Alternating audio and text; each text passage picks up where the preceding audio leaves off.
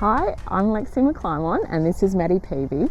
We work for Agricultural Victoria and we both work on the Pears project for PIPS 4.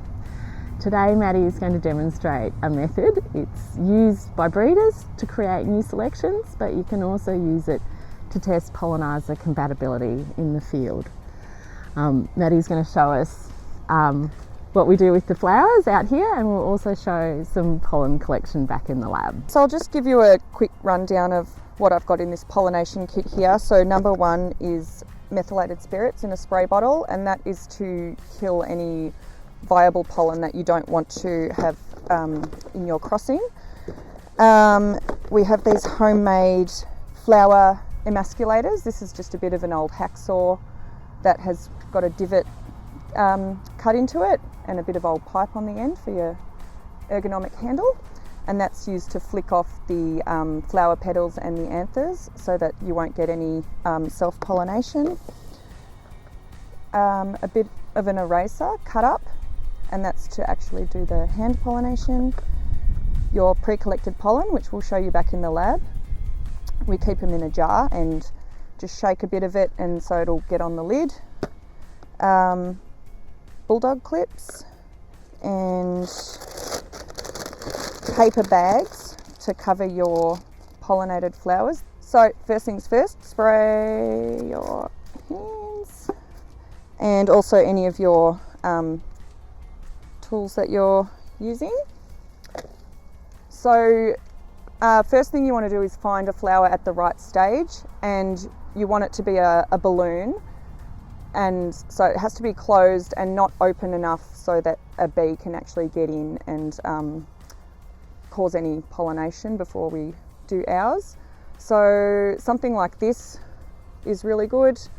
It's quite a tight balloon, and you emasculate it with this.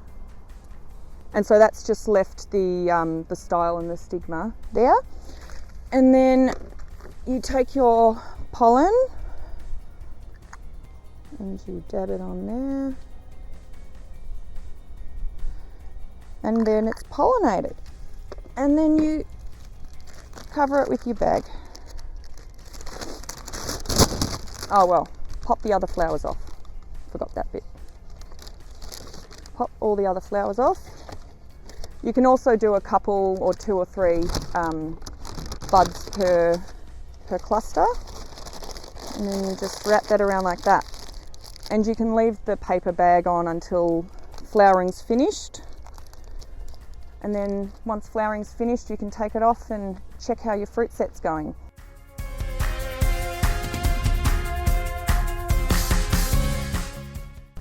So to collect the pollen for your cultivar that you're interested in using as a polliniser, you need to collect the flowers at balloon stage, much like at the stage that you're wanting to pollinise the other variety at. So that would be a closed balloon like this, so it wouldn't have been contaminated with other pollen. And also the anthers are, they won't have released their pollen yet. So you just collect, we collected 100 for an experiment that we just did. And then you can take it back inside and take the anthers off.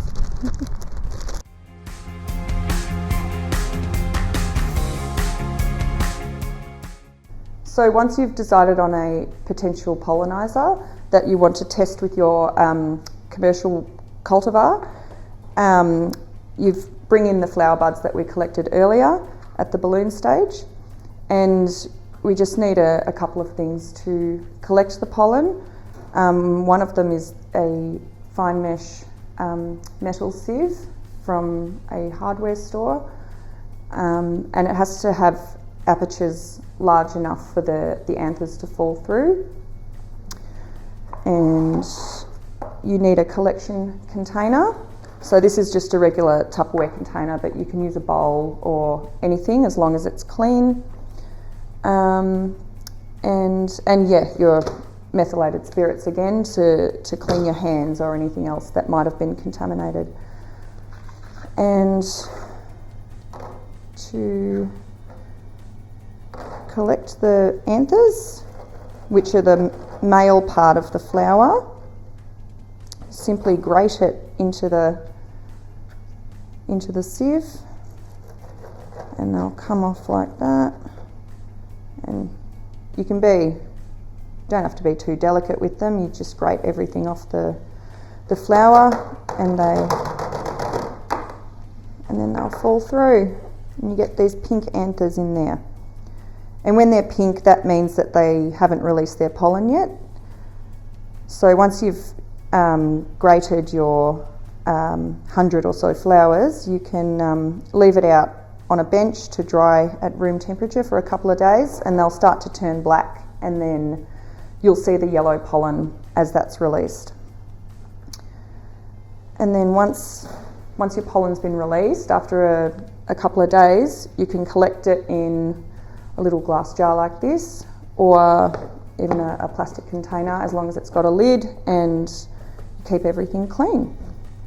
So this is a field-based method to test a potential polliniser, and the other method is to do genetic testing. But I guess the three most important things to think about is, number one, synchronisation with flowering. You want them to be flowering at around the same time, preferably the polliniser slightly earlier than the commercial cultivar. Secondly, you want to have really intense flowering on the polliniser, so it produces a lot of flowers. And thirdly, it's good if the polliniser fruit is easily identifiable from it looks different to the commercial cultivar, so you're not accidentally picking that. And that's how you can test a polliniser.